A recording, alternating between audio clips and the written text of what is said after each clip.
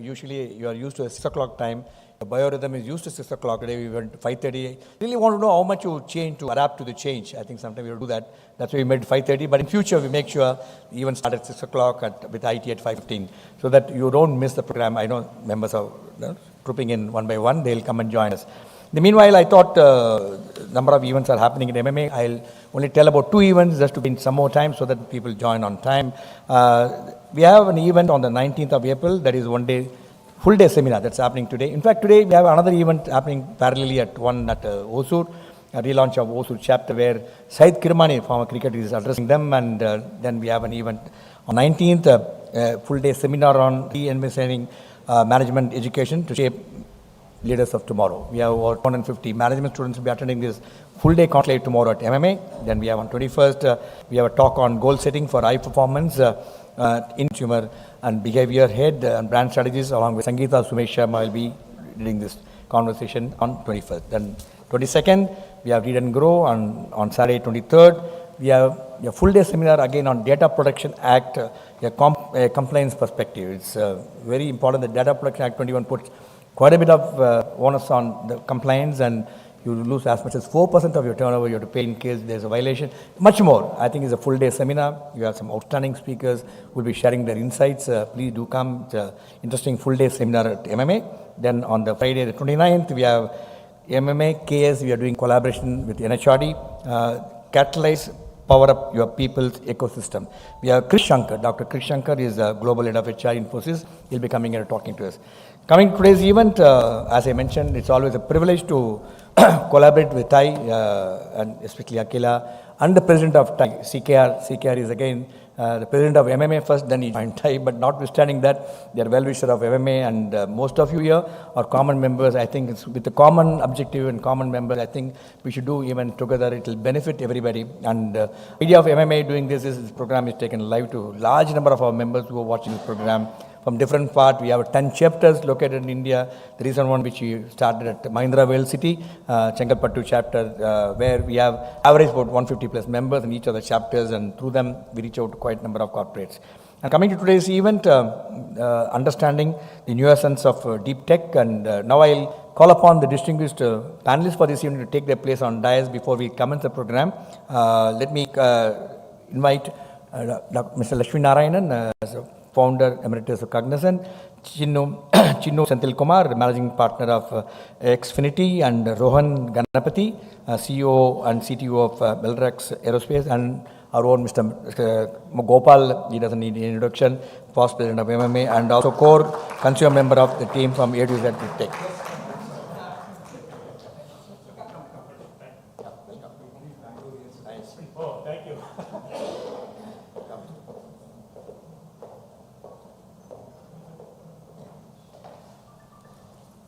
You know, deep tech doesn't need any introduction, you all know that, but before we formally start the program for this evening, you all know our dear Mr. Shankar, who is the chairman of Sanmar Group, and also recipient of Lifetime Achievement Award from TiE, and he was also past president of MMA, very closely connected with MMA. I had a privilege of interacting, working with him quite a number of times, and when we considered the building, we went to him for a lot of advice. He's a gentleman who is a visionary and always put the right perspective, and he used to really look at things very, very correctly, and he really knows what exactly one should really looking at it. I remember on many occasions he guided me and advised me. We really miss him, and as a mark of respect to Mr. Shankar, may I request you all to raise for a minute as a mark of our heartfelt respect to Mr. Shankar.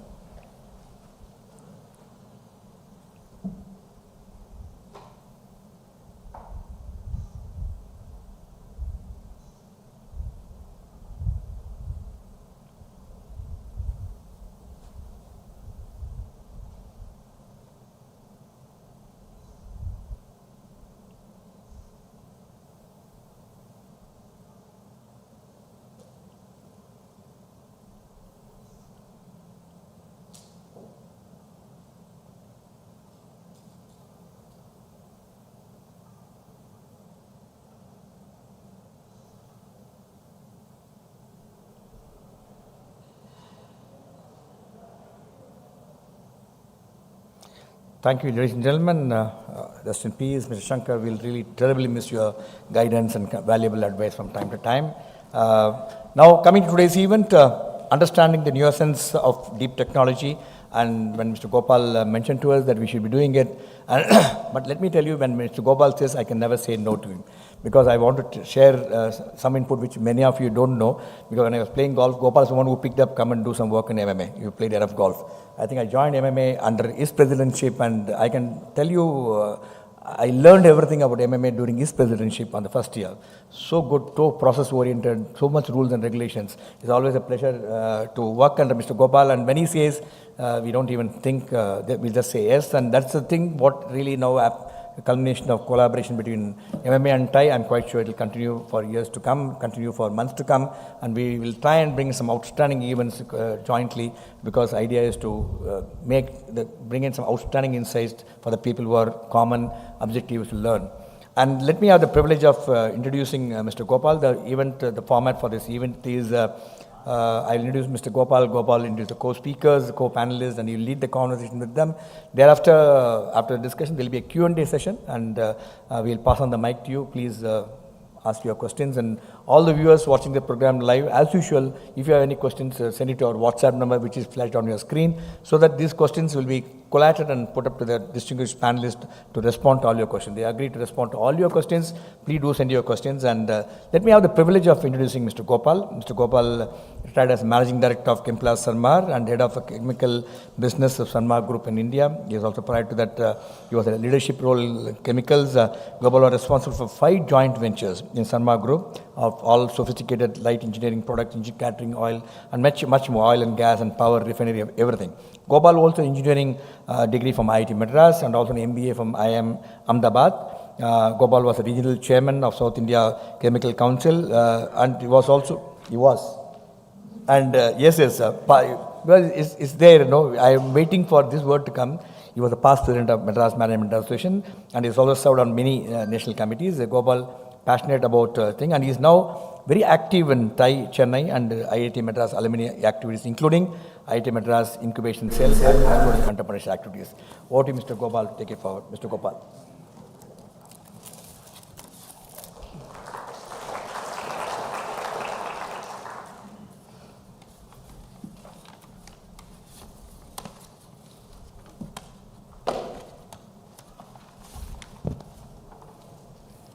So, thank you, Vijay. So, basically, I'm excited to be participating and working with such a distinguished panel today. And before we kick off the proceedings, I would like to introduce the panel to you. Lakshmi, I think to this audience of MMA and TiE does not need any introduction. He has done virtually everything possible under the sun. With all his achievements, what I really admire about Lakshmi is the humility with which he conducts himself, and also his curiosity to learn new things and be aware and be in the midst of critical changes as they happen. I'll read a brief profile about him. Okay, few lines. He is a co-founder of Cognizant and the Emeritus Vice Chairman of Cognizant. But that apart, still active in so many activities that, it will take me 15 minutes just to read them out here. So, he has also been the president of TiE. He has been trustee of TiE Global. I don't know how he got away from MMA. Maybe we need to correct that, Vijay. So, looking forward to past president of NASSCOM, so on. A lot of recognition from the industry, various industry bodies and academia. Chinnu is a curious mix of technology and VC. A guy who has 9 US patents, very successful career in technology, and decided to become a VC. So you can see that it's a very apt choice for being on the panel today. a guy who understands both sides of the coin in terms of what being a VC in technology-oriented deep tech companies. He co-founded Exfinity Ventures with the Infosys ex-CFO Bala, and fundamentally nurtured Exfinity to be one of the leading VCs, particularly in the deep tech space and the B2B space. He has held progressive technology executive roles in Intel, SanDisk, Texas Instruments in US and India, and as I mentioned, holds 9 US patents. Welcome. The third panelist is a youngster, started Bellatrix fresh out of college. His co-founder was still studying when they started, so there will be some interesting discussions on those aspects of startup with people fresh out of college and who have really made a go at the deep tech space.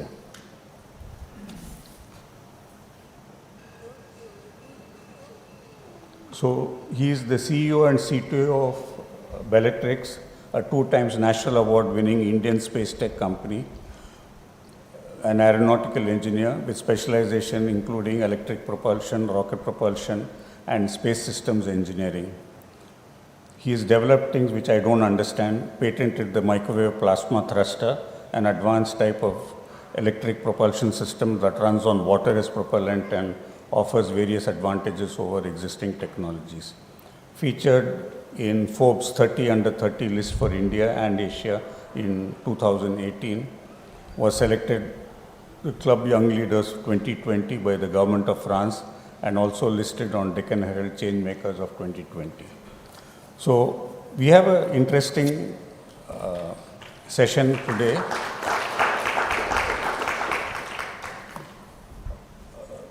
The format will be that we will have the 3 panelists talk about various issues. Some will be responding to specific issues I will raise with them. Some will be free-flowing, which they will want to, because I cannot imagine all the questions which are possible or all the issues which are possible. So they will themselves come forth with what their thoughts on the deep tech space are. We will then have 30 to 40 minutes for a Q&A session. I would urge you to make the most of this. It's very rare that we get a panel like this to share their thoughts in the deep tech space. Incidentally, TiE proposes to make this a monthly event, 1 session a month. The format may be the same, may be different. We are still experimenting and will continue to experiment on what works and what does not work. But TiE as such is very keen on the deep tech space, the understanding of deep tech for various constituents in general and specifically members of TiE and MMA. I would request Murli to come and talk about how we define deep tech now. This definition is still evolving, and I would request the panel members to give their inputs on what they think about the definition which has evolved, and we will take it from there. And after that, the main session will start. Thank you very much.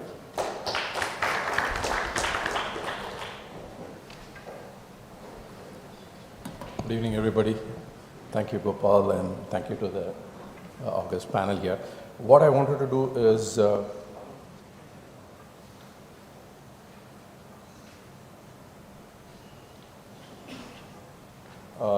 basically we are a recently formed core group in TiE. The core objective is basically to help to democratize, I would say, deep tech. And deep tech is, most of you are aware of deep tech, but there are various definitions and people have various levels of understanding.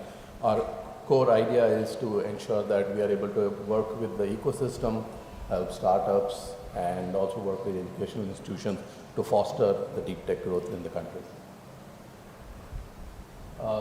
So what is deep tech? I mean, I think there is I wanted to put this for the panelists so that you can have discussions across this based on what we see is it has got to have technology. Basically, there are startups or technology solutions who do some fundamental, I would say, innovation and change in engineering and science. That's one of the key definitions. This is as per the standard definition of Wikipedia. Also, look at it, these cuts across various technology areas like this. It could be biotechnology, it could be robotics, AI, ML, and it also includes blockchain, plus some fundamental in material sciences. It could be photonics, electronics, and quantum computing. These are some of the few areas which you see today deep tech working. And also, they are all applicable across various industry segments. So you have industry segments like, of course, you have life sciences and healthcare. I mean, the COVID vaccine itself is one of the well-known deep tech, I would say, projects. Then you have food and agriculture, where you are looking at using robotics, drones, and trying to increase production of food. That's another area. The third is, of course, you have aerospace. We have here a startup which we'll talk about it today. That's another area looking at, plus, of course, industrial and other areas are typically application areas. Just I wanted to talk about what's kind of difference between the deep tech, right? If you look at, of course, all startups have to solve a problem, which is a fundamental thing, but the deep tech's really looking at solving some fundamental problems. Right? And if you they look at solving 97% of, if you look at the startups in deep tech, at least address one of the UNDP's 17 goals, right? Development goals, which will include the goals. Predominant ones are to remove poverty, hunger, clean energy, climate. It includes smart cities. So there are 17 goals, and if you look at least, I would say nearly all the companies do that. The second is in terms of, if you look at, there is always a convergence of technology. Majority of the deep tech startups have a combination of multiple technologies. It could be AI with robotics or AI with other two companies. Typically, you see around more than a large number of, maybe around, I said 96% of the companies actually have a convergence of two technologies. Yeah. And the third is that, of course, they are looking at, they are not just pure software, they produce products. So there is a certain IP, all of them own a certain IP, which is a very valuable component in terms of the solution, plus of course it's a product. And of course the last is that they are, of course, there is a huge ecosystem involved in that. It is not just, an ecosystem is there in all startups, but here you see a lot of ecosystems because of the time it takes for the startups really to take off the ground and do some fundamental change. So these are, in our view, some of the attributes. I would just quickly go to this is as per NASSCOM. It shows that nearly 12% of the new startups use some of the other technologies today, right? The technologies of AI, ML, plus IoT, robotics, and are used by some of the companies as a startup, just to give you some pointers. So that's, I think that's all from my side. I thought I will use this as set up as the base, and I would request the panel to go ahead and start the discussion. Thank you. Thank you.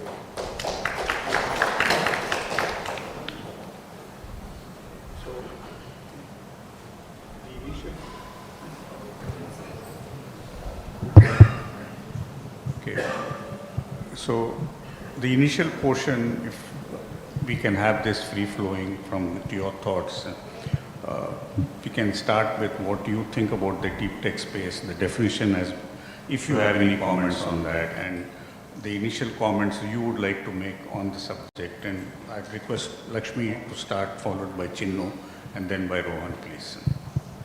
Right, okay. Good afternoon, everyone. Thank you for this invitation, both to TiE as well as to MMA. I must add my special respects to Mr. Shankar Very nice gentleman. He has done a lot for MMA. I was associated with him in the Child's Trust Hospital. The reconstruction of that hospital was practically done by him. A great philanthropist.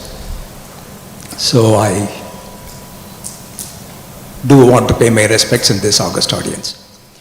Now, coming to the topic of the day, it's defining anything would be limiting its scope. So I don't think we can get into a very specific definition of what is and what is in deep science and tech. But however, there is a good model that's available for people who look at what deep tech should be. Everyone understands that it is associated with research, both fundamental and applied, and in the areas of science and technology. There is this Louis Pasteur's quadrant that's very popular in terms of defining, or at least looking at where the various new innovations fit. It's very, very simple to understand. It's a 2x2 matrix. On one axis, on the x-axis, you have the application. On the y-axis, you have the research, the intensity of research, and the intensity of application on the x-axis. If you look at that into a 2x2 quadrant, fundamental research is very high in terms of intensity of research, but very limited applications. It's called the Bohr's paradigm or Bohr's quadrant. Quantum mechanics, quantum sciences, etc. We've still not figured out ways of applying it in the real world yet. And there are people who are chasing the truth. How did the universe come to be? What is driving nature and things of that nature? True fundamental research, and we have institutions here in India also who continue to do that. TIFR initially promoted that, and there is one International Center for Theoretical Science. I think it's called ICTS in Bangalore. That's doing some fundamental research in all these. They work with particles, bosons, and those type of things. Very, very interesting. That's the bosons quadrant. The other quadrant, which is where the research intensity is quite high, but not very high, but the application is very high, and that's called the Edison's quadrant. Edison is the person who applied, who was known to have, he never invented anything, but he applied whatever research and science that was available at that point in time to make a significant impact to society, starting from the light bulb to all the other things that he did. So that's the other one. And the holy grail, of course, is always the top quadrant, which is what's called the Pasteur's quadrant. Because Louis Pasteur did research at the high end and also applied it to almost save humanity. So he's a great example that everyone tries to be in the deep science and technology area. So that's one model, and we can correlate all our institutions that we have in India also to the model. I mentioned ICTS. There is another one again in Bangalore called NCBS, National Center for Biological Sciences. That does a lot of research and then applications, more like the Pasteur quadrant. And the institutions like the IIT Madras, Indian Institute of Science, they're probably somewhere in the Edison's quadrant trying to move up. Okay. There is a significant amount of research that's available from the university, from the institution, but much more of it is in the applications, except a few activities, like the brain mapping that happens in Institute of Science, or the brain mapping that is happening in the Healthcare Incubation Center in IIT Madras Research Park. IIT Madras Research Park or the Center or Society for Innovation and Development in IISc, they're very good examples of institutions that are trying to get into the Pasteur's quadrant. So if you look at companies or startups and things that come from these type of places, you will find them to be very, very high in research, very, very high in fundamental knowledge that's available, and application that impacts not just a few 100,000 people or a few million people, but literally billions of people. And the most recent example that we had was the Moderna vaccine or the BioNTech vaccine, which is fundamental research in terms of messenger RNA. We all think that it came up in 1 year. That's not true. Both the companies, particularly BioNTech, was working on this messenger RNA for the past 10 to 15 years. So that's how long it takes. So that's broadly how to classify it. And what are some of the characteristics? I think they will talk about the characteristics.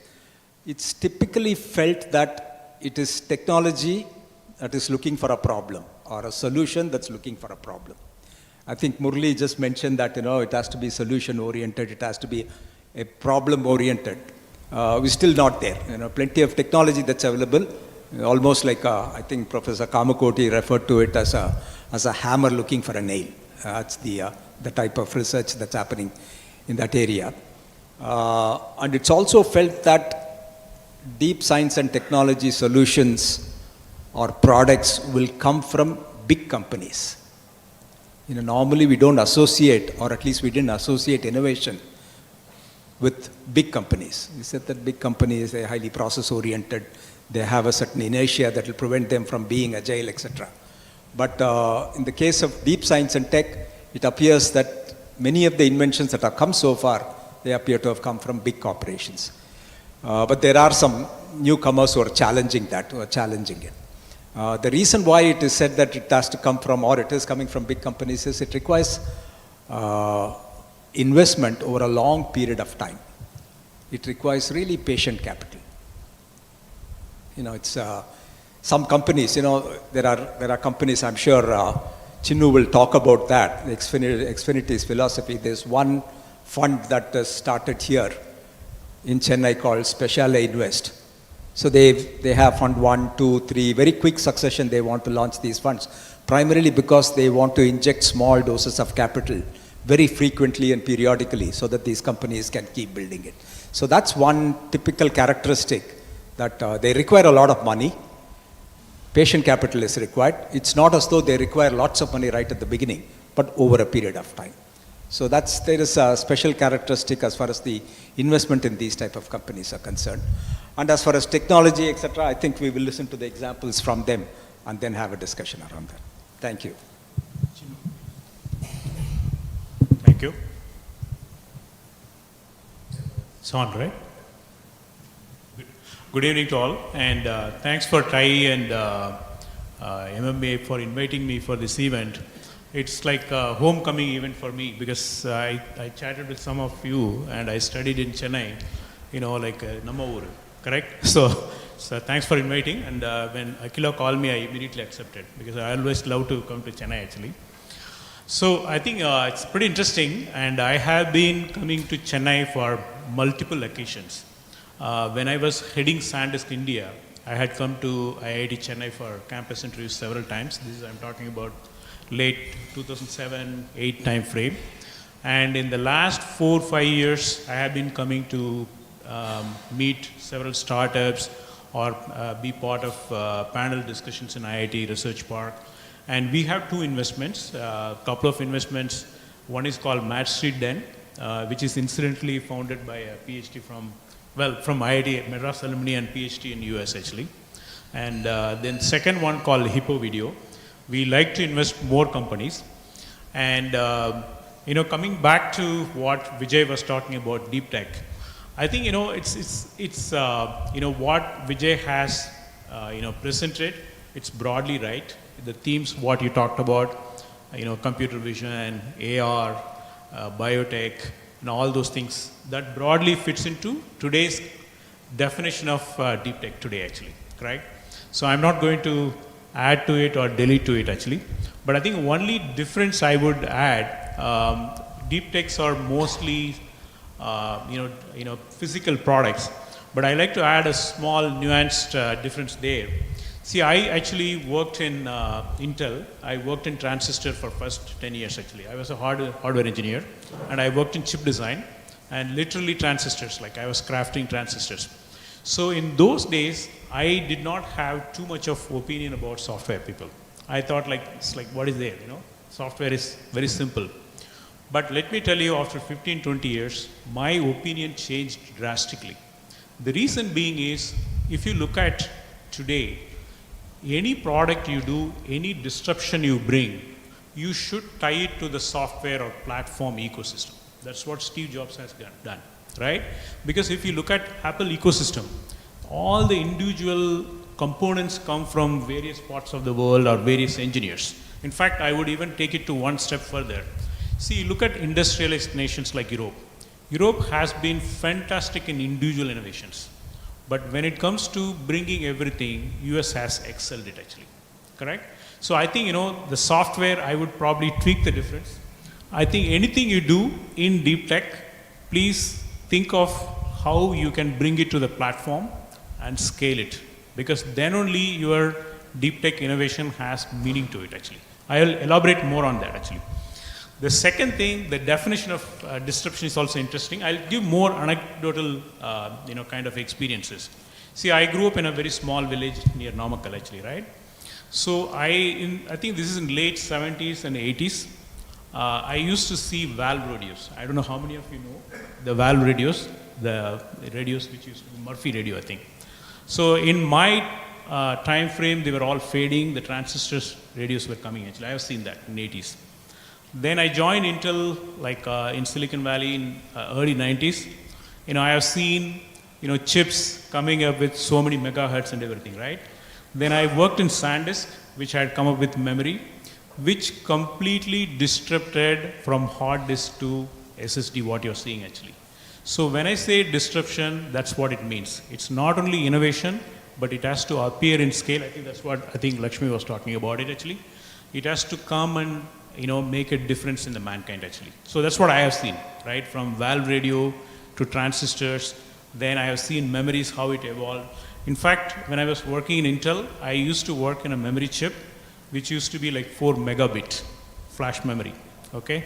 I think now you can pack 1 terabyte in a small thumbnail actually. That's what companies have done. That is what I call disruption actually, okay? So I think that the definition of disruption will keep changing over a period. So, but I think, what I'm saying is the potential. That's what you have to look at it actually. I think whatever the, the areas, what has been outlined for deep tech, AR, VR, computer vision, that will change. 10 years down the road, it will be different. Now people are talking about Web 3.0, then they'll talk about something actually. But the point is, any innovation you come up with, it has to be fundamental and it has to transform in a very, very big manner actually. Because that's what I look at it deep tech. And the definitions will keep changing. And the other characteristics I have seen in deep tech, yes, in most of the cases in deep techs we have invested about 30 companies. I think 6 or 7 companies, they're all founded by PhDs. Usually it comes from their PhD thesis, then it gets translated into an idea and it gets scaled actually. That's what we have seen. We have a company called Log9 Materials, which has come up with a new battery, not lithium ion. It is into aluminum air oxide battery. It is founded by a young PhD who converted his thesis into PhD. Then we have another company called Kinara. Actually, Kinara means edge in Hindi. That's what I found out. It used to be called Deep Vision. It is founded by 2 Stanford PhDs. And they have come up with state-of-the-art AI edge processing chip and software. And the idea, the concept came from Stanford University. The chip got implemented in Hyderabad, chip and software, complete. And it got manufactured in Taiwan, TSMC. And they have a customer, I cannot name the customer for technical reasons. It's one of the biggest e-commerce company, you can figure it out. And they actually are using for the cashierless stores. As we speak, this company is rolling out cashierless stores in all over US and different parts of the world actually. And this chip has replaced the established names like NVIDIA, Intel, and all others. And they are using that to compute actually. So this is disruption actually. So I think, I can go on add, but the point is many of the deep tech companies are founded by PhDs. But it doesn't mean that only PhDs can come up with it. Others also have come up with it. We have actually companies founded by dropouts also, very successful. Okay. So I don't want to bound the box saying that deep tech can be only founded by PhDs, but I just want to give the characteristics. So I think, coming to Gopal last week, I think, what I find is Chennai has very good deep tech research ecosystem. I completely agree. I have come and met Professor Satya in IIT Madras, and I also met Professor Kamakodi some time back. No doubt you have the best in class ecosystem actually. Research, good work, fundamental thing. Where in my opinion, what is probably needs to change, or probably you need to start thinking about, is the commercialization part. The point is, no matter how much you do the tech actually, you have to find a way to commercialize. There are many good ways. For example, this particular company I talked about, Kinara, it was founded by 2 Stanford PhDs, but they found a CEO in the semiconductor industry with 20 years experience, with MBA, techno-commercial background. They brought him as the CEO. So because you have to sell it to the customer, you have to understand the customer's pain point. In fact, many of the deep tech companies, the way they work out is, see, you go and look at all the big companies in your space, 4 or 5 companies, look at the roadmap, what is missing. Then you see whether you are addressing that gap. Because most likely for the deep tech, the way to get acquired is acquisition actually. So the acquisition, let's say 5 to 7 years have to happen. You need to understand what are the metrics they are looking. Why would Intel buy me? Why would AMD will buy me? Why would Infosys will buy me? Okay? The reason is, because like Mr. Lakshmi was talking about, the big companies are not able to innovate at the pace of startups. It's a fact. Because I worked in a very big company like Intel, and it's very hard to move such a big company to innovate every year actually. Correct? So the innovation will come from startups, and big companies have understood that.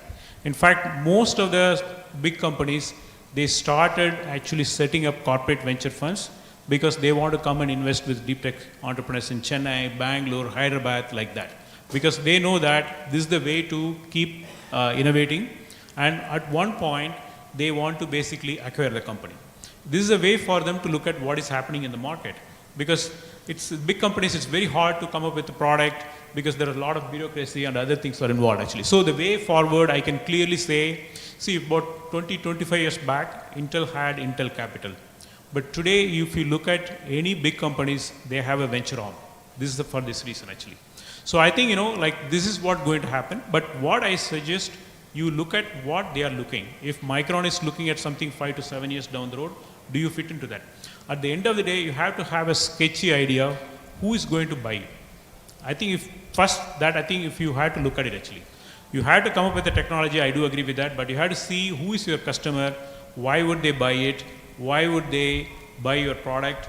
You have to reverse map it. See, one, you have to go bottoms up from your technology, bottoms up, and also you have to do tops down actually. You have to do both, and you have to understand the macro cycles, then it works. I think what Chennai probably needs to work a lot is on the bottom, tops down actually.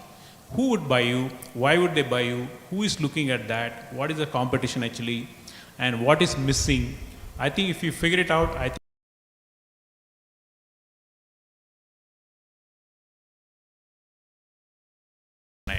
that's what I would say there. Maybe I'll elaborate more actually. Thank you.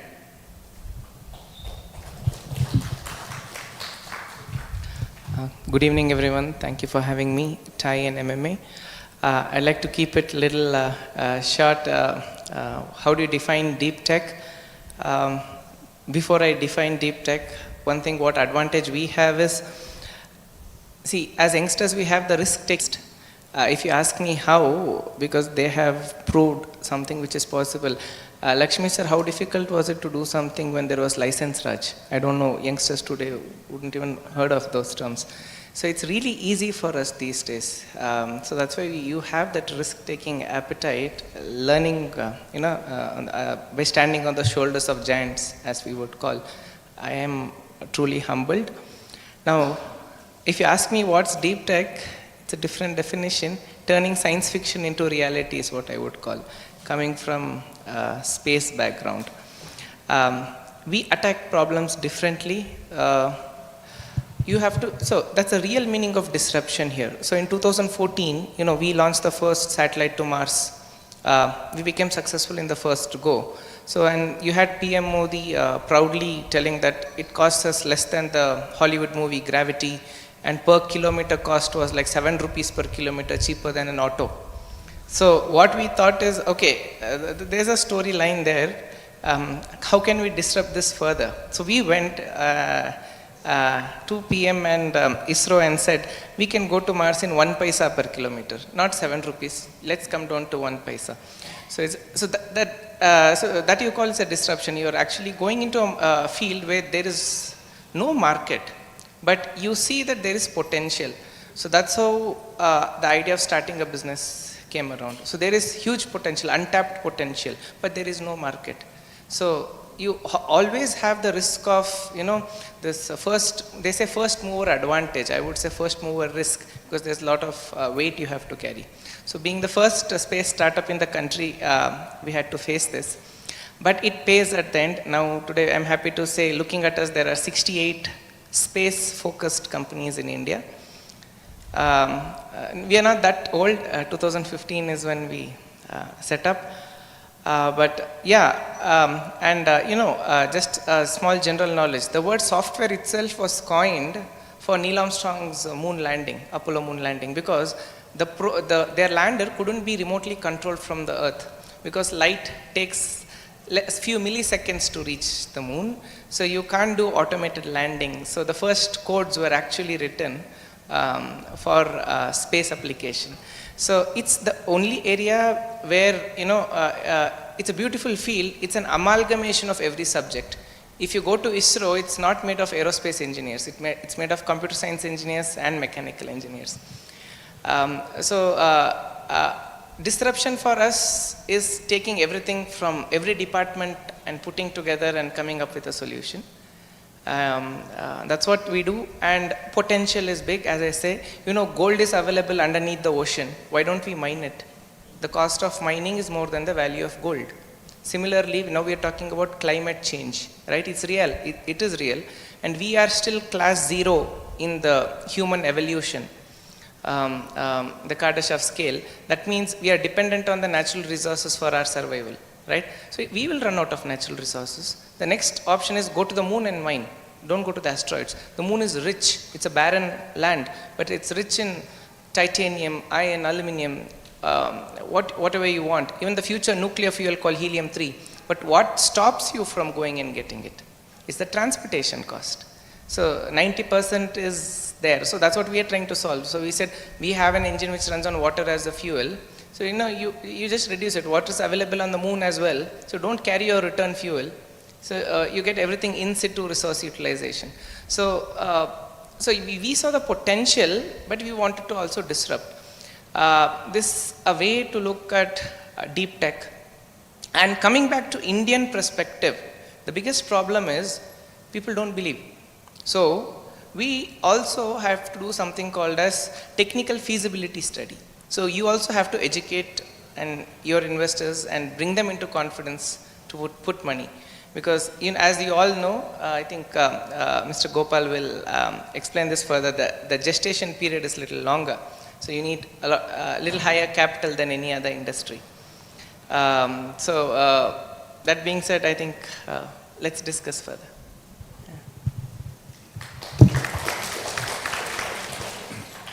Thank you, Rohan. So if I can start with you, Rohan, a couple of questions on, I think you partially touched upon it, but how did you come up with this idea of Bellatrix? Was it only based on the mass thing, or was there some interest in that?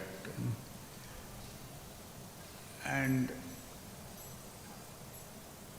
while you are discussing this and your journey of the past 7 years, can you talk about the challenges you have faced on whatever be the front? I mean, it can be on attracting manpower, it can be on getting the right kind of people, it can be on funding, it can be on convincing investors, end users, potential customers, so on. Whatever are the challenges which you have faced? If you can talk about that, I think there is huge learning for the audience here for that. Okay, to answer your first question, so we saw, as I said, we saw potential which is untapped. Thanks to Elon Musk, space went from being B2G to more B2B. I would say it kind of opened up. And globally, believe it or not, space is a $450 billion industry today, and potential to cross $1 trillion by end of this decade. That's a pessimistic number. The optimistic number is still much higher.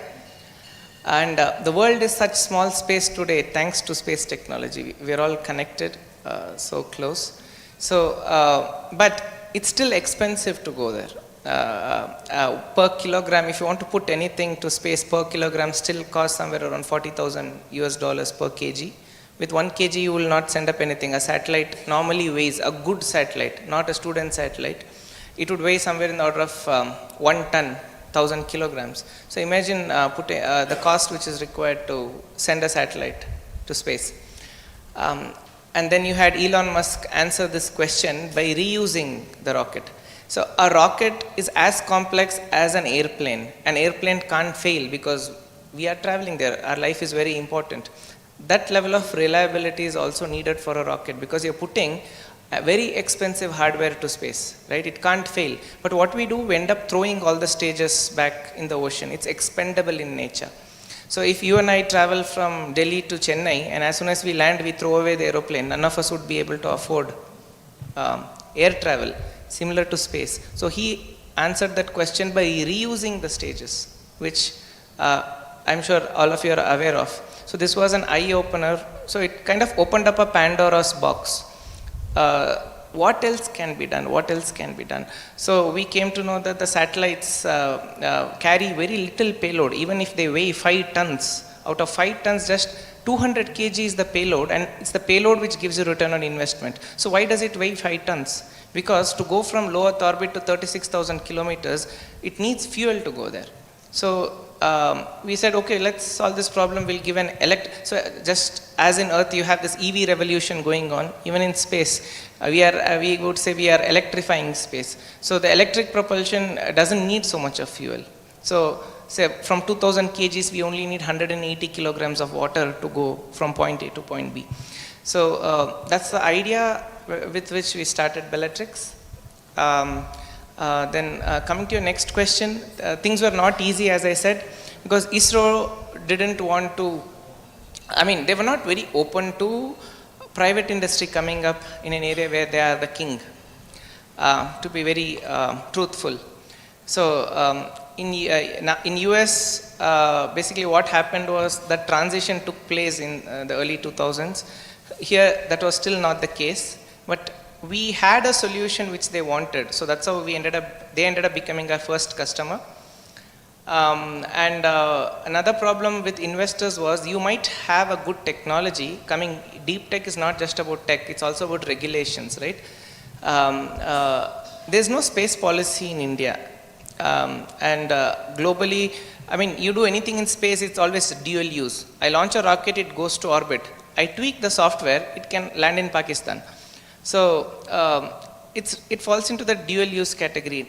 National security clause governments will invoke. So this scares the investors to invest in space. So we had to work with them, literally force Department of Space and come up with space policy, because ISRO has already nurtured industries to do something for space, but that was built to print.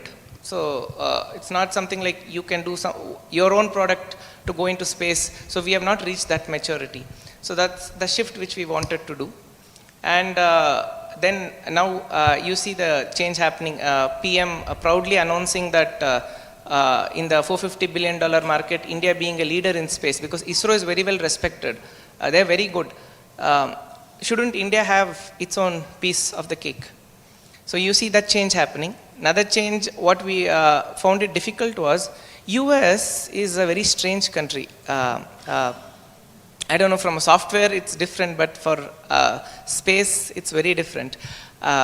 They would like to import, you do anything new, please come, they would say, but you can't get anything from US because there's ITAR, which doesn't allow you to import certain things.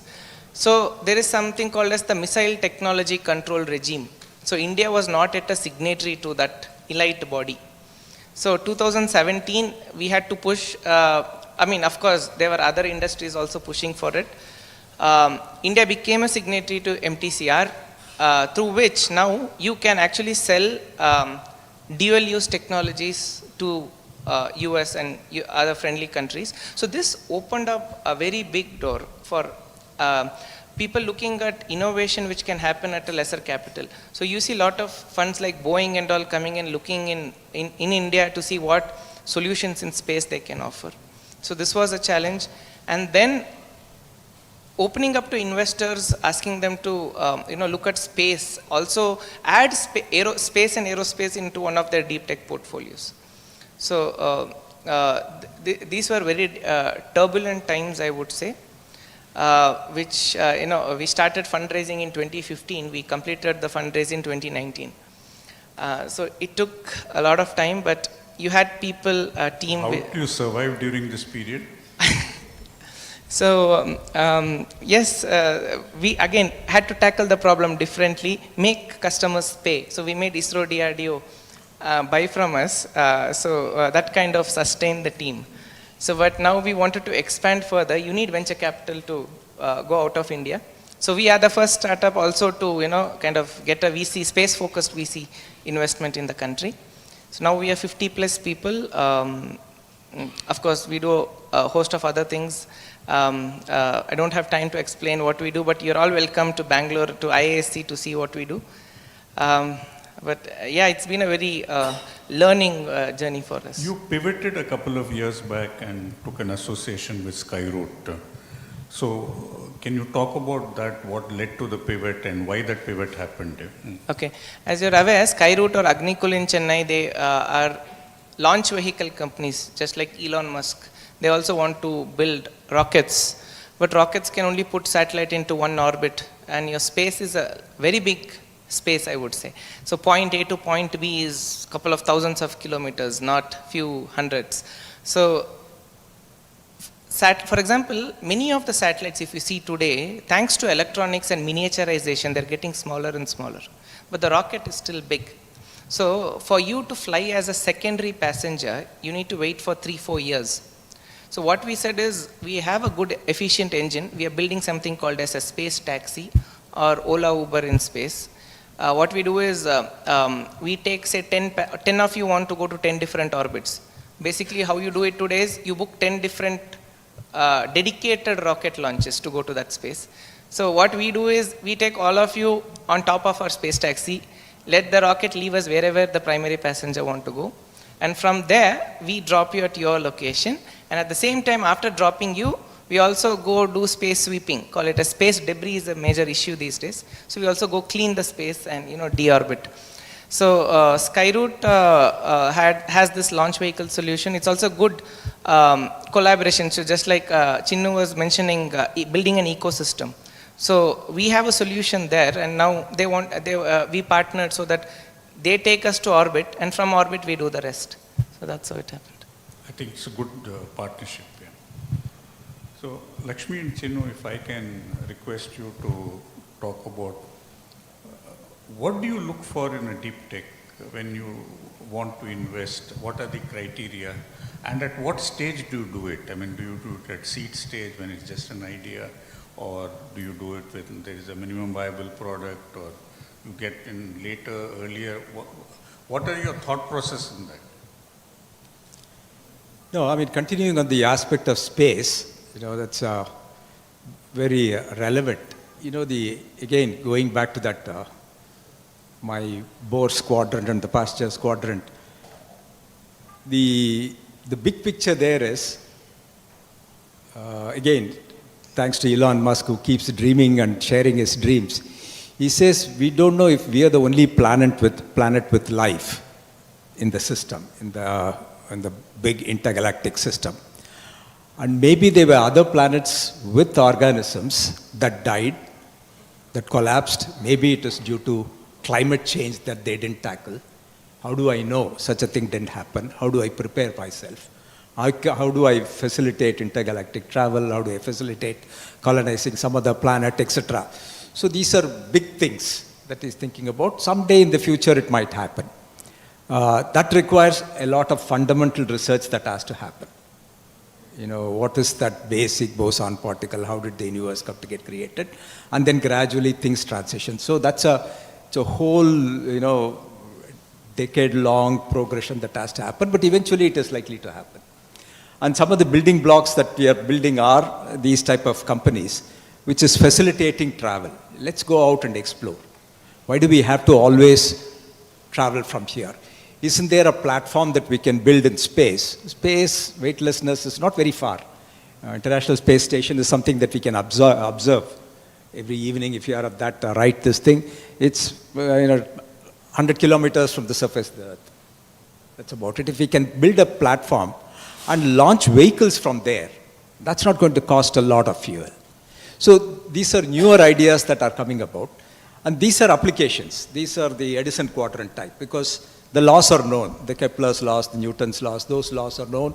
So you can build those, and more and more activities will happen in this. But to explore other planets, explore living conditions elsewhere, we need to have some fundamental research. And that's an area that that's gaining ground, a lot of traction that's happening.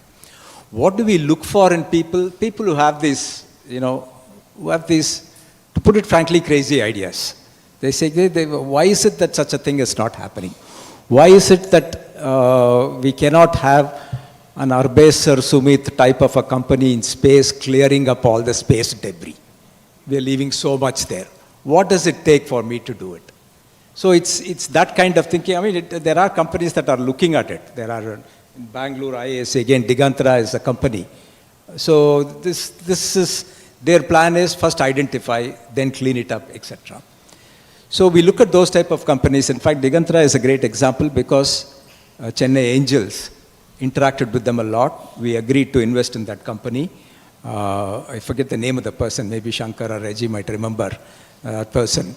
And they came back and said, Kalari Capital, they said that they'll give the money, they will stay with them for however long it takes for them to achieve their objective. So we backed off. We said, you're better off going with them. So we look for those type of ideas, look for those type of people who are trying to do something that is very, very different. Was it at a concept stage, or they had proof of concept, or they had something beyond that? It was at a concept stage. I would say it was at a concept stage. And the, the identification, bulk of the technologies are available. The LiDAR technology is something that is available. But they had a different view of that technology, had taken it to the next level in terms of identifying space objects. So they had differentiated themselves. In a way, we found that it is worthwhile investing in that type of company. That's one. He talked about Log9. Log9 in cell technologies, people are, what is the next best cell chemistry? Everybody is chasing that. People have already said that lithium ion has reached its maturity point. And therefore, we'll have to look at alternates. Molten sodium is something that they've experimented with, and it is working. There are other material. Again, there is one startup that came to Chennai Angels. They said one of I think the anode material is pure 99.99% carbon that they can make from straw. Straw is burnt in Punjab after the harvest season. I can take that straw, make pure carbon. Pure carbon is required in so many other industries. I'll supply it to them. In addition, I can make batteries that have a much longer life. And this is a company that was even talking to Ambri, the Cambridge, Boston-based Ambri Technologies that's working on energy storage solutions that has batteries that can run for 20 years without any, it's charging and discharging. 20-year cycle, but runs at a temperature of 500 degrees. Quite safe. So these guys were talking to them. So those are the type of things that are happening. That's what we look at in the deep science area. Essentially, something that's going to create a great impact the lives of billions of people, but it's not going to happen tomorrow or day after, much further down. Yeah, I think just to continue, what kind of companies we invest? We typically start at pre-series A. We used to start with ticket sizes maybe about 2 million, in a round size 7 million. What is the stage of the company then? Is So there an MVP it- or something? So we back companies seed also, limited, and ideally we prefer companies having some product, but maybe with some customer fit or maybe without even a customer fit. Product, having some kind of a product is important. So typically what, TRL 5, 6, 7, what would it be? Sorry? TRL 6, 7, what is the stage of the product? So we call Or is it a fully mature product? maybe lab stage product. So for example, when we invested in Log9 materials, it did not have any commercial customer actually. It was in the lab stage, but it demonstrated some viability. But they had to take it and improvise even further actually. So some kind of a product, working product is good enough, maybe in the lab stage or the company where you are working, that is good enough actually. In some cases, like we have invested in seed stage also. So it's a mix of both actually. And what do we look for in founders? Just to add to what Rohan was talking about, see, startup is about interdisciplinary thing. But I would like to add one more word, finance. I think generally I found good founders, they understand the finance actually. That is very, very important. Whatever you do, like he said that, you can always go and get the gold from the bottom of the ocean, but what is the cost? You have to have some basic understanding whether it makes sense, commercial sense or not. And I have found most of the successful startup founders, they have technical understanding as well as basic finance or commercial understanding. It's very, very important. If they don't have it in a multi-founder team, one should have that actually. So usually we look for a 2 to 3 founder team. If they have 2, 3 founders, they complement each other. One may be good in technical, other may have experience, the other one may have finance understanding, or finance means commercial. I'm not talking about the P&L, because in startup, nobody wants to look at the P&L actually. I'm talking whether this product will sell, what is the unit level cost, whether you'll make money at the unit level or not. So I think multi-founder team definitely makes a big difference. And usually we look a mix of young founders and experienced team actually. Because having young alone is not enough. Having some experience, maybe somebody with 15-year experience in the industry, it makes a difference. And we look for some unique skills in the founders also. Like we see some unusual characteristics in them, okay? That's very, very important. Do they have perseverance? And I can give some example. One of the VC I know, he checks whether the founders have gone something out of the way to do in their life. Have they gone for love marriage in life? That means, have they done something, have taken a big responsibility. And I usually used to do that. What I used to do when I used to hire in SanDisk, I used to hire guys who had come from polytechnic background. Many of the bright kids, they may not have got engineering for family reasons. Now it changed, but I'm talking about 10, 15 years back. They would have gone to polytechnics. There are good polytechnics like Central Polytechnic, Murugappa Polytechnic. Then they study engineering. Then they actually become successful. I look for these kind of characters in startup also. Have they overcome obstacles in life in some way? I do check for people play games. What kind of competitive game do you play? So something unusual about you where it says that the entrepreneur goes out of the way to do things actually. Okay. So these are the common things I look at actually.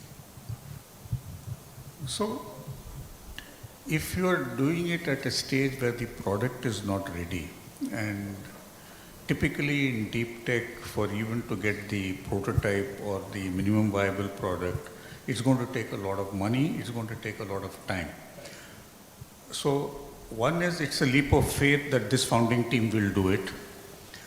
Number two, so are you doing it on this leap of faith, or are you doing it based on releasing money based on some milestones, or is there some other criteria which you adopt?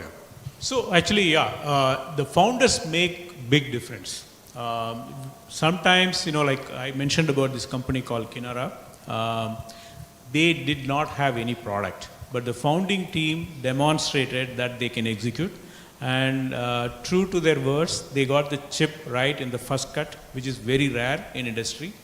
And they got the first customer, the major customer, and they have a multi-million-dollar contract also. So the founders can convince how they have thought through. Because usually a founder who has good understanding about that space, he would have thought through all the steps actually. Even if there is a failure, how he would tackle it actually. So of course, even beyond that there will be failure, but a good founder knows how to work around actually. And also they are very dynamic actually. Things change, macro conditions change, they are dynamic. Actually, it's the understanding of the founder about the ecosystem. So we always look at big tech ecosystem. Where do they fit in? Do they fit into the automation? Do they fit into electric vehicle? And where do they fit in, like Lakshmi was talking about? So where do they fit in actually? As long as they have very good understanding about the ecosystem, they usually have a good clarity. 5 to 7 years down the road, where do they fit in actually, right? And if the product is not there, if a founder has demonstrated in the past, we are okay with that. We have to have product every time actually. So it is, again, sorry to cut you, but I think again, we bet a lot on the founders. Founders is very, very important. I have seen average business idea being very well executed by the founders. Okay, and first class idea not executed because the founders did not do it. So founder is very, very important, and they have to be innovative in many angles, not just from science and age technology, even from finance and multiple angles. So we can easily see that. Are you saying that clear understanding, clear articulation of the steps involved in getting to your final goal is very, very crucial? It is. And I think, you can always talk to them, because when I look at a company, I talk to them 2 to 3 hours minimum.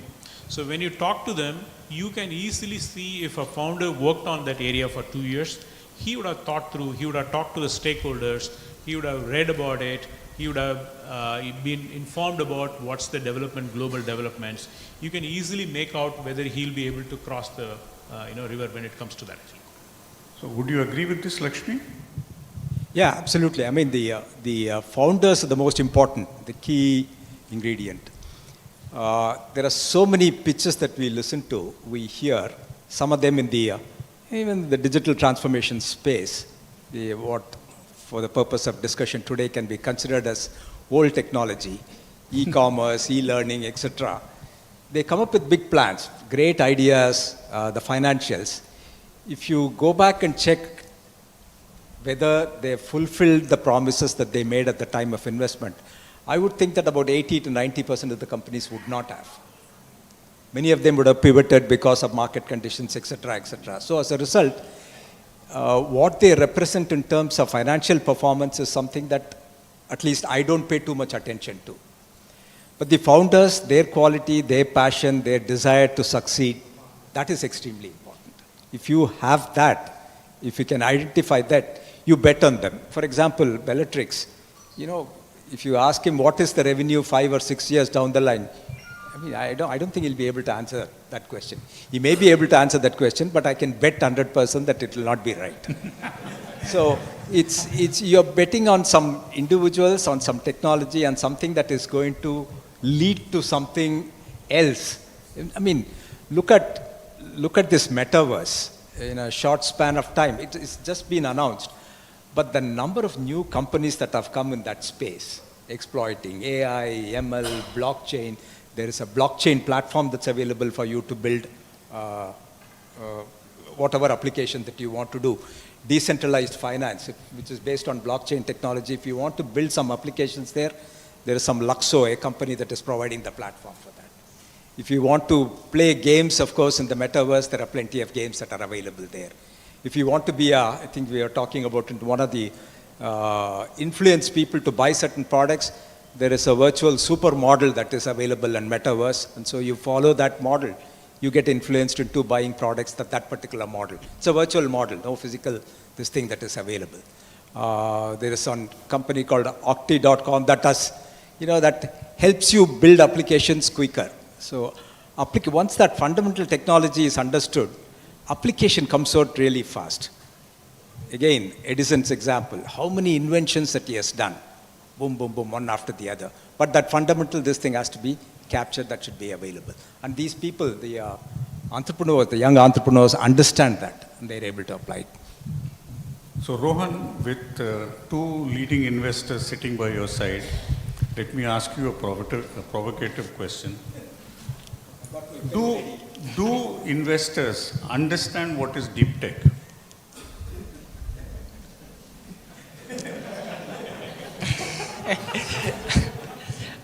They do because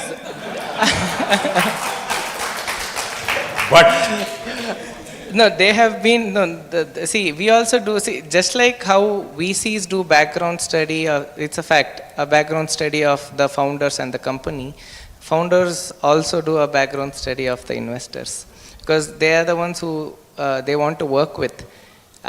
Really the successful ones who just don't see VCs for their money, but the value addition which they bring onto the table. So if you look at their background, they've built things and you have a confidence that they will hold your hand. Even if they don't give the valuation what an American VC gives, I would still take their check. So it is something, that would be my answer. But we have also struggled, more than 100 people whom we have met, trying to choose, because at the end what happens, this is a game. If one person commits, a good name commits to give you a check, you have a lot of people lined up. And then you also get into a difficult dilemma whom to choose. that's a good problem to have. Yeah. Our first angel was a nightmare. So we also have learned through this, you have to actually choose. So, taking off from that, what support as a deep tech company would you want from investors? And have you been getting this till now? We have been getting, not telling us what to do, but tell where will you fail. That's very critical. I'm sorry, I didn't understand. The help which we are getting particularly is they will not involve in day-to-day activities or tell do this, do that, or don't do this, don't do that. But what we also want, what we are getting is they're telling where we will fail. Essentially what he's saying is the support that he needs is no support. Leave me alone. So, No interference, is it? can I add something here? So actually, one of the things, when we set up Exfinity, we wanted to be differentiating with many VCs. There are 2-3 things we have done 7 years back. We didn't want to invest in B2C because we understood it's a money game, okay? Not that, there is money to be made. There are investors who are successful. So we felt with our collective experience, better to focus on B2B. There is a lot of, there was a need for a fund. We are the first B2B focused fund in India actually. Second thing to add to what Rohan was saying, we do work side by side. In fact, we consider as a fourth co-founder. We have invested about 30 companies. You can go and talk to any of them. When you work with Exfinity, they clearly tell we are there as a co-founder in the beginning days. That's why we call practitioner driven actually. And that's one of our philosophy. And to your question, Gopal, how do we help? With our collective experience, all the partners and founders, we do help companies to get the clients. Just for example, we have our portfolio companies serve more than 30 plus Fortune 500 clients. It could be Macy's in retail, or it could be Walmart in retail, or in autonomous vehicle space. We have a company which in autonomous vehicle space, which the client is Toyota actually in Japan. So we do help key client introduction and CXO level. That makes a big difference. That's where startups struggle a lot because they don't get the audience in big companies. So we have fairly well entrenched ecosystem connections in India and abroad. And each and every case we have connected actually. So Rohan, if I can, I'm not targeting you here, but I think just look at it and then get reactions from them. Chinnu was talking about the need for skill sets from co-founders. Let's take Bellatrix. One of you had just passed out. The other co-founder was still studying when the company was formed.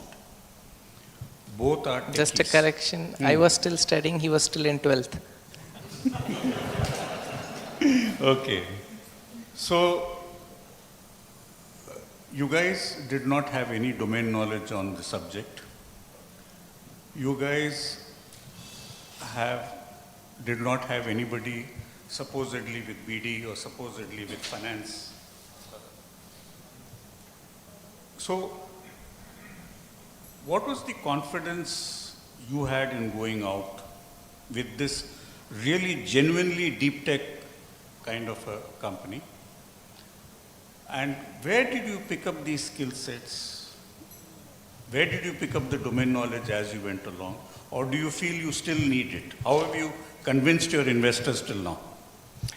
First thing, every day is a learning. We have not yet learned anything. Every time you meet a new investor, a new question comes, you don't have the answer. But to answer your question, me and my founder Yashish, we are 180 degrees poles apart. His interest was in finance. He's an engineer, but his interest is in administration management and finance, whereas my interest is in technology. So, as students, I used to build and launch sounding rockets. Perseverance is the key here. I underwent plastic surgery for my chest and my arm here when the rocket which you do just exploded. That's a funny story, but perseverance is needed, is what I would say. And you asked something else, right? There was a second question. How have you convinced the investors? Yeah. It was difficult, as I said, it was not in one go. In our case, as I said first, technical feasibility study, which we did for them, and got ISRO to vet it. And we had the product ready, and there was already a paying customer from ISRO, which gave them the confidence. So we took that way. We knew the other round is not going to help because space, I don't know how they will perceive it. So we had the product ready first. Okay. So if we can pivot our discussions to something different. Deep tech companies which have failed, and what are the learnings from them? Are there any markers on that they are likely to fail, which has the three of you, particularly Chinnu and you, Lakshmi, have figured out based on your experience? So Lakshmi, if I can start off with you on a company which is very dear to you, Team Indus. Yes, I was going to talk about that. It was a phenomenal company. Yeah. I mean, they ran out of money. From what I understand, they needed $35 million, which wasn't there. Yeah. So, what were the learnings from that? No, it's primarily they had put together a good team. Team Indus was the one that participated the moonshot, essentially landing private effort to land a vehicle on the surface of the moon, ambulate it for about 30 seconds, take some pictures, send it back, then you're one. It went through several qualification processes, and there are only 4 companies that qualified from 3 countries, Israel, India, and US, I think. And the Indian company was Team Indus. They had a certain strict deadline to complete that task. By the way, no one succeeded. Israeli mission went to the moon, but it crashed on the surface of the moon, so they couldn't get the pictures, etc. But Team Indus, even before they could do that, they had built the vehicle, the lunar landing vehicle, etc., the pictures, fantastic facility they had. They had assembled many of the retired ISRO scientists. They had set up the control center near the Jakkur airport in Bangalore, but ran out of money. There weren't enough people who believed that they could do. And apart from the initial support, later on, they raised $20 million. That's a lot of money. That's a lot of money, but missions of this nature takes a lot more money than that. So as a result, they couldn't succeed. I mean, from here, Hyperloop, IIT Madras, again, it qualified. They went there with a small prototype that was demonstrated in the IIT Madras auditorium. Simple thing. They didn't have the vacuum chamber. They had the maglev platform on which they had that thing running. They went there, didn't succeed. Apparently, it didn't work there. I don't know what happened. But then that is resurrected. Now, a couple of people, Arvind and Balaji from Ashok Leyland, they have started a company. They want to put together they have a test track that they built in IIT Madras. They want to build a small pod that can be used for cargo and test it out inside. and then their initial plan is to use it only for cargo, and then later on as the technology succeeds. So I mean, the people who fail do not give up, they continue in some form or the other. Team Indus, for example, Rahul, right? Rahul is his name. Rahul Narayan. I think he's somewhere in Texas working with some of the space companies, drones, etc. So they pivot, and because of the passion. Were there they have any to be there. spin-offs from Team Indus, or everything which they built, was it just lost? No, there are a couple of companies that are providing. If you look at ISRO's plan, what they are saying is the launch vehicle building, etc., they just want to outsource. They just want to give it away to people who can manufacture to this thing. And two of the companies founded by people from Team Indus apparently are partners with ISRO, providing some of the crucial components for the space launches. So everything which they developed has not gone waste. It hasn't gone waste. It hasn't gone waste. I mean, there are so many young students from schools. They built cube satellites. That type of expertise will be valuable wherever these kids go. Okay.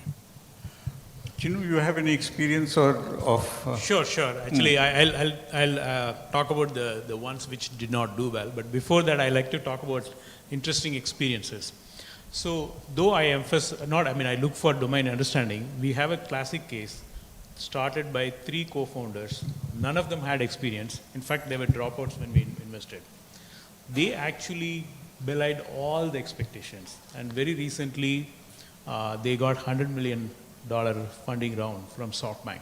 So, it is not that all the time experience also. So, it's a mix. So, that's what I like about VC actually.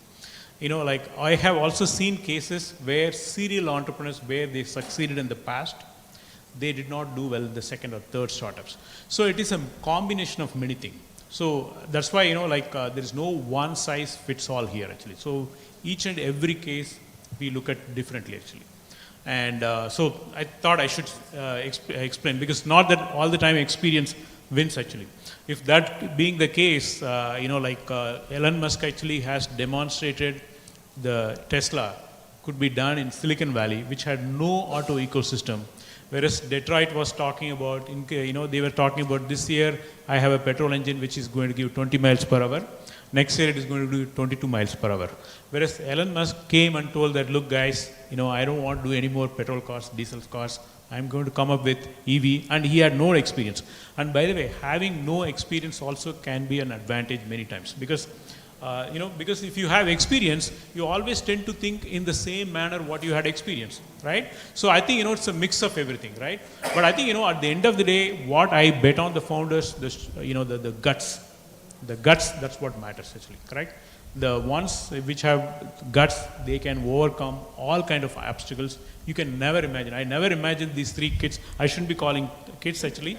They're all young. Actually, they created a company which is valued already $500 million, and it is likely to be unicorn actually. So I never expected them actually, correct? So it's not just the experience, right? The raw guts, many things actually.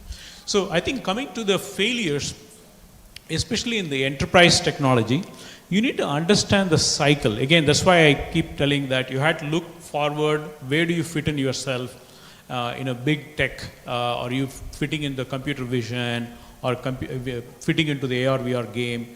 Which is the big company likely to be interested in that? That you have to foresee it. Otherwise, commercially, it is not going to work out. We invested in a company. In fact, it is our first investment, iChampion, called Virtual Power System, and founded by fantastic entrepreneurs from Silicon Valley. Essentially what they were doing, the data centers, actually I don't know how many of you know, the data centers, they consume 3 to 5% of the global power. I'm sure Lakshmi would know that. These guys had come up with a software-defined hardware which will cut down that power, and also they will unlock the potential in the existing data center. For example, if you have to come up with a new data center in Chennai, you had to get the permission from the electricity board, because you had to run a separate line and everything. So whereas if the data center is rated for certain megawatts, these guys can immediately unlock the potential and increase by another 20-30%. Very disruptive and everything. But I think where they failed is not latching on to the right systems, channel partners, you had to work with the channel partners, because there are certain people who can sell it to the big company. Either you directly sell, if you don't have the capability, you have to work with the right channel partners to make sure that they package it properly. And you have to understand. I think I'll give you one more example. It may be a little hilarious to you. Actually, I never used to watch movies when I was young. I was not that fond of movies. But in the recent years, I watch movies, especially South Indian movies, not for anything else, the business inside actually. You look at, what's Bahubali and RRR they have done. These guys really think through, even before they release the movie, what kind of audience they need to reach out. And look, they effectively use the OTT platform to beat even Bollywood movies actually, correct? Because, South Indian movies never used to go beyond maybe Telugu movies used to be within the Telugu movie, circles. And Tamil movies used to be within the Tamil Nadu, right? But now they have gone well beyond that. See, they used OTT, and look at the talent actually. They know how to build the right talent. They know the audience. So I think that's what I would say, that good entrepreneurs should know where you are selling actually. And I think I really get fascinated by the movie industry, because you have to tap into the right channel partner. How do you sell it? All happens within 1 year. If you look at movie, they take it within 1.5 years. They get the right actor, actresses, choreographer. Everything comes into play. So you have to have that kind of mindset. So, with the combined experience of both of you, can you identify some markers which say that this company will not fail, or this company will fail, or is likely to fail? Not immediately. I think, typically the deep tech companies, to see the full maturity takes about 5 to 7 years, right? I mean, that's where you'll start to see the gains of the deep tech actually. Maybe within a couple of years you can see that. Basically, they don't get customers actually even after 2 years, and they are not receptive to what is happening in the market, to the product. And customers give you a lot of feedback, why they are rejecting, right? There are many feedbacks you will get it actually. Maybe a couple of years later, not immediately. The companies I've invested in will not fail. I wish I could say that.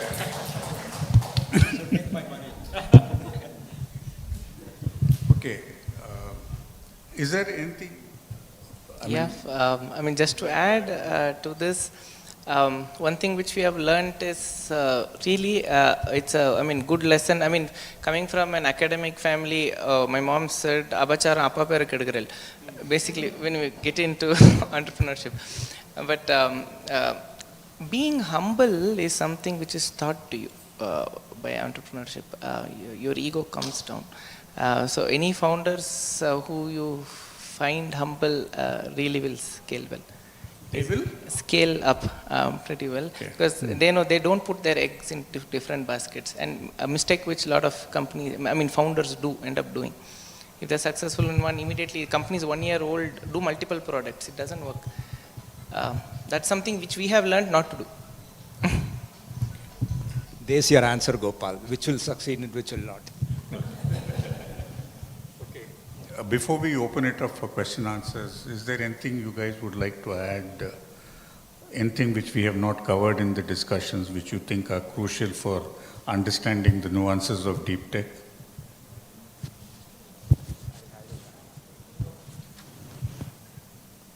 Lakshmi? No, I don't have. Chinnu? So I'll say one thing. Definitely the future is very, very bright for Startup India actually. I am seeing it in front of my eyes. Because the 90s were the wave of IT service and everything, and 2010 time frame already companies scaled in India, right? But I clearly see startups are going to scale, and if you really want to get into startup, get into it. Don't even think about it actually, but make sure that you really get into what you want to actually. The ecosystem is definitely improving. Actually, I am seeing in front of my eyes in the last 5 to 7 years, the kind of entrepreneurs the quality of the entrepreneurs, it has improved across. And so I'm very, very optimistic on Startup India actually. So I heard that there are 600 people watching us apart from the audience here. So I think that's a fantastic recognition of the importance of the subject. So thank you guys. Thank you people who are watching this online and people who are with us today. Thank you.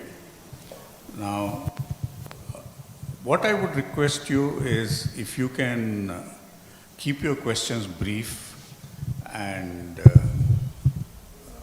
also advise whom you would like in the panel to answer this. And I think we can that way then take maximum number of questions.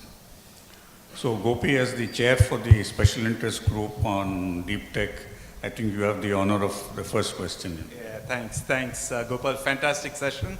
Great to see the interest in deep tech. My question is to Lakshmi. I do find a lot of people who made money on services, right? So they've never seen the line R&D in their lives, right? So, and they want to invest in deep tech. So, what is the kind of advice or a path that you would suggest or recommend for them? I don't know, I mean, if we were to split that into two parts, products and services, product companies have started investing a lot in R&D, because of which there is a fair amount of innovation that happens within the corporations as well as outside in the free world. Services companies are also beginning to invest a lot more on R&D. One example is maybe a startup, or I don't know what the status is. This a company that is trying to do language translations, automatic language translations. And somebody hit upon the idea saying that the spoken language I want to accurately transcribe to begin with and then translate subsequently, etc. So they went to the news agency, the news readers, they read it and they have the script going through the teleprompter there in front. So they took hold of both, the recording of the voice and this, and put them through some algorithm and said, anybody who speaks this language, I'll be able to immediately convert that into the appropriate. So ideas like this emanate in small companies, and then today it's open innovation. Whatever anybody does, nobody signs NDAs anymore because these ideas are freely available. Then those companies that have probably a separate division to do these type of things succeed very well. One good example in the country today is TCS. Invest so much in R&D. You look at any of the commercial applications that are running in the country, they are behind it. In fact, again, in one of the lectures, they said the first completely, totally built 100% 4G network is built by the Tata group of companies. You don't have to import any equipment. You're not worried whether China will steal the data, nothing of that kind. So there are certain service companies in the IT sector that are investing a lot. And of course, there are other areas like Ashok Leyland here, the Hinduja group, they have a Switch Mobility, a separate company that's going to look at only electric vehicles. They can even say, I mean, they're very clearly defined. Two-wheelers and three-wheelers is not for us. Let them go with lithium-ion or whatever. Maybe the buses and the trucks, they cannot run on batteries. They're too huge. Hydrogen-based technologies, how do I do it? Is there a process other than electrolysis to generate hydrogen? So that kind of R&D is being done by those type of companies. Okay, good evening. My name is M. Ganesh. I just want to ask the investors, both of you, because more were on the space aspect, whether your investment or support for the startups and other things in the area of agriculture, education and medical, whether really has it transformed really the basic structure of the activities? That is one. Second, like you are going into supporting some really good startups or other people, has something did not work out very well. How do you absorb that non-return, what you are expecting from that investment? Thank you. So I think if I understand the question, have we invested in medical or agriculture, which has transformed actually? The second question is, when we know for sure that there is something which may not be working out, even to begin with, how do we address that actually, correct? So I think, I'll give, so when we invest actually, obviously we need to multiply our investors' investment actually, correct? That's our goal number one. But as a theme, what we have been working on has been making a lot of social impacts actually. See, the Log9 materials, it is actually making a huge impact in terms of climate change actually. What they have come up with, one actually, if you look at US has heavily, US and Europe, they heavily invested into lithium ion. And that requires a lot of rare metal, which India does not have it, and China has a good hold on that. Whereas companies like Log9, which uses nanomaterial techniques and also materials like aluminum, which is available in abundant actually, they are using that to create the similar impact. And so that it's already being rolled out in two-wheelers and three-wheelers. As we speak, about 1,000 or 1,500 vehicles have been deployed in the market right now. And obviously, you know that when we go for an electric vehicle, the kind of impact which is going to create in the climate change, because everybody knows that pollution is a big problem and EV is the only way to go about. And companies like this are adding a huge, or in fact, they are impacting in a big way actually. In terms of medical, I won't be able to tell the company right now. Actually, we are in discussions. We should be announcing in few weeks or few months. This company uses computer vision and ML techniques, AI and ML techniques, to diagnose cancer faster actually. Because the problem is the cancer prevalence is increasing all over the world and more so in Asia. And the oncologists who are there, they are not sufficiently trained, and that requires multiple level of experts' opinion. Even there, the diagnosis is not accurate. That leads to wrong types of treatment, because depending upon the clinical grade, 10% diagnosis, 10% spread, 20% spread, then either you have to go for a chemotherapy or you have to go for surgery or medicine.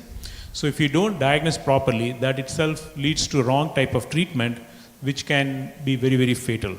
So with these kind of techniques, they can diagnose, which used to take like weeks, can happen within hours. So there are a lot of companies we work with. These are all two examples. There are many other examples we have, and which is creating huge impact on the society. Yeah. I hope that answered the question. And the second question is about how do we take care of it. So actually, when we invest in a company, we know that there are things which are not completely there actually. It will never be, we know that. And we do recommend.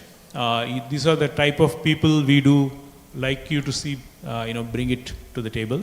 Or in fact, we recommend many times. Maybe you may want to bring an advisor from this kind of background actually. We do that. Lakshmi, any thoughts? I'll just give you one example. If you're talking about the agri chain, this, I think it's also been written about. The farmer produces, clean, it goes through various channels, comes to the distributor, to the restaurant, and finally we order through Swiggy or Zomato. So the maximum value, the most valued company in this entire chain is Swiggy or Zomato today. Why? Because they seem to empower the customer, the end consumer, far more than any of the other people in the value chain. So as a result, if you look at traditional agriculture industries, do you expect, multifold increase in terms of valuation or in terms of returns? Unlikely. So investors always look at where the maximum value is captured, how does it help the end consumer, and then based on that they invest. So if you apply that kind of a yardstick, you can find out whether it is worthwhile to invest in power or agriculture or health or whatever. So this is a nice segue into a question from Kanimoji in Velo, who's watching this online. Has deep tech impacted the agri chain? Or can deep tech impact the agri chain? So I think we have invested in one agri-tech company. They are not in India, they are in US actually. They are using it for food inspection actually. But I think if the question is related to India, I think I have come across a company. Actually, I'm trying to remember the name. This is very close to my home in Koramangala. It's founded by a guy from Chennai actually. I can't remember the name actually. they actually worked out, so they procure from the farmer directly. See, the biggest problem is I come from a farming family, so I know what the issues are actually. I think in addition to startup, the biggest issue in agriculture in India continues to be is the structural reform, which has been blocked for several reasons. We can go into a separate topic. But I think, whatever the startups, there are some startups, see, as long as you are able to connect the farmer to the end consumer in steps, one step or multiple steps, then you have achieved actually, to some extent. This particular company procures from farmers and gives to the hotels and restaurants, B2B customers actually, removing the intermediaries. The intermediaries are the biggest problem in agriculture actually. Yes, there are companies which are addressing, but I think my limited opinion is you need structural reforms. Then only you can make a big impact actually. One more area where deep tech is actually impacting agriculture is from space, because the amount of area which you can scan being little higher up above is much better than what a drone can do. So, it's much more cost effective for any farmer or any government or any insurance or crop agency to say how the crop yield would be. So, predictive analysis, image analytics as we say. So, there are a lot of software companies on ground which has the capability using AI and ML to take to make meaningful data out of an image. But a satellite is able to provide you that both in visible, multispectral, hyperspectral, radar. So this is actually empowering the agricultural community globally. So one example of deep tech. At a quick point, genetically modified food. I mean, if we talk about that as though the ills of genetically modified food, but then when it comes to taking a messenger RNA type vaccine, we don't hesitate because there is a fear factor. If there is a scarcity factor, I think everybody will say genetically modified food is all right. That's what we have. So I have a question. Yeah. So this is to the venture capitalist here. So see, deep tech is one area where we have significant amount of research happening. So when you look at the different companies which are coming to you for investment, do you look for the uniqueness of the solution? And if yes, how do you evaluate the uniqueness of the solution? For all you know, you might invest and 2 years, 3 years down the line, there could be someone somewhere else doing similar or even better research, and their product would be a lot better. So how do you mitigate that risk, and how do you evaluate the uniqueness of that solution when they come to you for an investment? Okay, so how do I look for uniqueness, and how do I make sure that 2 to 3 years down the road, somebody will work on it actually? I think, see, if you look at in the last 20, 30 years, the research, like Mr. Lakshmi was talking about, it is getting democratized. It will continue to be democratized, right? And that you cannot avoid that actually. So even when we look at it, it's quite possible there could be 2, 3 innovators maybe working on the same field, and we pick the best. Or especially in B2B, the market itself allows for 2, 3 players actually, or maybe 4, 5 players. In each market segment, there are multiple players are allowed. Unlike in B2C, the winner takes all syndrome is not there in B2B. So we do knowingly get into companies or invest in companies that there are competitors. I hope that answered your question.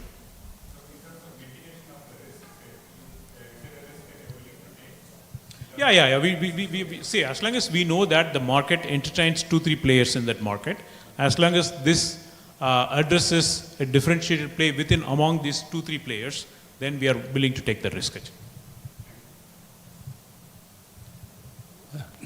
There's a question from Professor Radhajay Lakshmi in Vellore. It is believed that over 80% of global private investment in deep tech is coming from USA and China. Why is India behind in this, and what can be done? I mean, this may be a plug for one of these things. Yeah, it's true. The level of investment that's happening is very limited, but there's a lot of factors. One is the investment. 2 is collaborative work between academic and research institutions, collaborative work between industry, collaborative work between corporates and their CSR arms with the research institutions and startups. So the whole thing will have to evolve. It's much better evolved in many other places. And this is something that the government is also promoting. I think the Principal Scientific Advisor's Office is promoting. One of the initial successes has been that Bharat Innovation Fund. Bharat Innovation Fund is something that has done well, invested in a number of interesting companies. So they are providing that kind of a capital. Grant capital by BIRACs. There is one reason why the biotech industry is doing well in India is primarily because of BIRACs.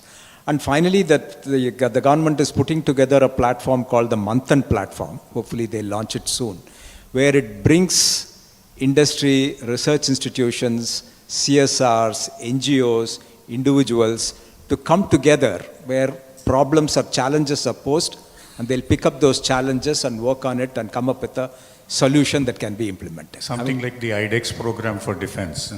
Yeah, something like that. Something like the IDEX program.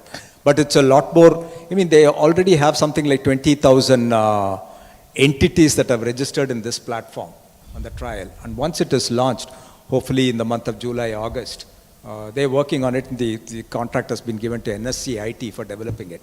If that platform comes about, I think that will, at least, it will enable people discover so many problems and so many solutions that different people are working on. Chinnu? Yeah, actually, I'd like to add, I think you're right, absolutely right. This is one of an interesting topic to me, and I do write quite a few times in Hindu Business Line and various newspapers to create awareness. See, a couple of years back or 3 years back, I visited MIT in Boston. See, one thing I noticed, which I heard several times, but first hand I spent like one day actually there. One of my friend arranged. They have 30 PhDs with MBA degree background who commercialize the innovations or inventions coming from professors. Because if you look at even the IIT professors, they have to take care of everything. They have to commercialize their product. Whereas well-evolved ecosystem like MIT has 30 PhDs with MBA background. They go to the chemistry department, they go to the mathematics department. The professor has to file the patent or write the article. He is done with it. Whereas these people work and commercialize, which are the industries you have to cross-apply and commercialize. How do you apply actually? That kind of ecosystem is required. And even better, British Embassy has an office there actually. Many embassies have an office in MIT. And many venture funds have a representative actually. I think the bridge between academia and industry needs to improve a lot. And also I think our private companies, even big companies, should spend money into R&D. That's the only way out. I think it's happening. See, for example, all IITs, they have set up something called IPR, the IP chairs in the 10 IITs they have done. And the kind of work going on with limited resources in IIT Madras, I am fairly impressed actually. So I think I'm sure it is in the step in the right direction. But this has to continue in a bigger way actually. Then only it will evolve. It is not just venture capitalist, because the ecosystem has to evolve in its entirety. But I think there are a lot of steps going in the right direction. Probably another 3 to 5 years, you will see increased momentum actually. So Raghu, would you like to comment on this? And please remember me that I helped you plug GDC.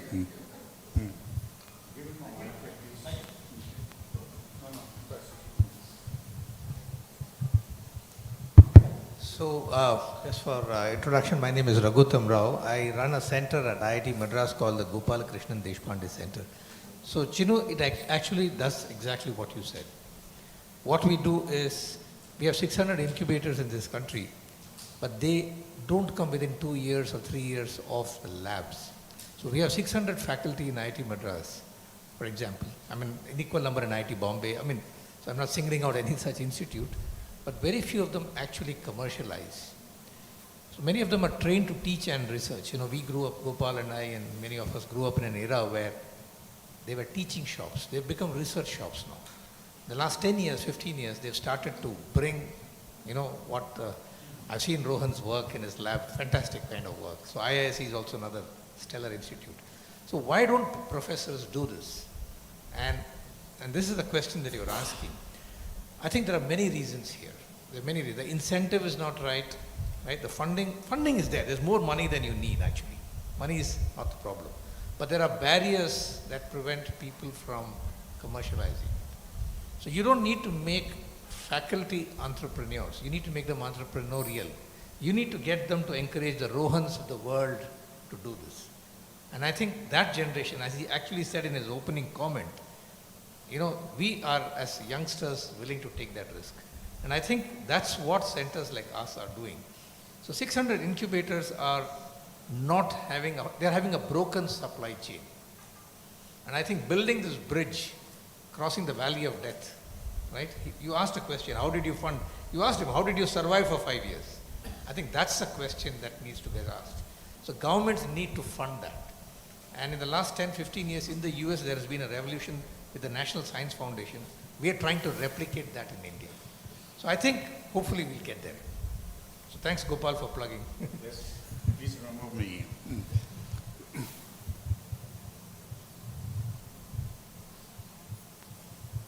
Thank you, sir. I am Christy, founder and chief design officer of a startup company, Cognizant. Previously, I had been a corporate trader with Cognizant. Very happy to meet Lakshmi, sir. So my question to you, for a web designing and a digital marketing company, what advice you will give so that we can invest in the future disruptive technologies? Because in earlier days, we had static websites, then we had dynamic websites. Now we are using mobile apps for a company. So in the future, what would be the disruptive technology, whether it is blockchain or big data, which we have to give for the companies? I'm quite removed from all of it, but I would say all of it. It's people are beginning to use metaverse for all the for the future marketing, future product design, etc. The evolution of twins. I don't know what would be a good example. Good example of a completely new concept is people using NFTs to promote. There is one site called Decentraland. Decentraland is something that you might want to look up. Decentraland is you can buy real estate, houses, wherever, in Texas, in New York, etc. It's available. It's an NFT token. It's like the creative art. You pay some money, depending upon the value, you buy it. And then people use that to build products, to design homes, to design something that you want to do in the real world. Likewise, if you want to promote a house or promote a product, have it in a decentraland.com type of a site, which is appropriate for your product, where it is treated as an NFT, people buy it, lot of value, you pump it up, then everybody says, I want that particular product, and you say it's available in the real world, come here. So, I mean, there are some outrageous ideas that are going on as far as this metaverse is concerned, but for future marketing, digital marketing, metaverse is a platform that you cannot escape. Okay, so this is positively the last question. I think we are about half an hour behind schedule.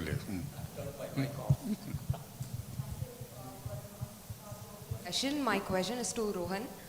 So when you said about when you had a product in hand, like before you went into applications or looking at the market, how did you filter out from the many applications that the product could like address? And also, how, being the first ones in the market, how did you position yourselves in the market? Well, in our case, the market helped us, is what I would say. So it's just not me. I did the tech, but my other co-founder, he kind of connected the dots because it's a risk we are taking, because there's always, it's very easy to get a job after you graduate. So should you go, leave it and do this? You can imagine a first-gen entrepreneur, it's a big risk, right? So it is very important to study and know what is happening around the world. And that you should add it to your decision-making skills and, fine-tune it along the way. That's what we did. So, thank you. So, before we wind up, Chinnu has kindly agreed to meet with startups who are interested in having a brief chat with him for the next half an hour or so. Please, so any startup here in the audience would like to do that, please feel free to come up to him and after the session and spend some time before he goes back to the airport. Yeah. So let's say thank you for that. So it's been a fantastic session. I have enjoyed it. I have learnt a lot today. So can we get together and give them a standing ovation, please? Thank you very much.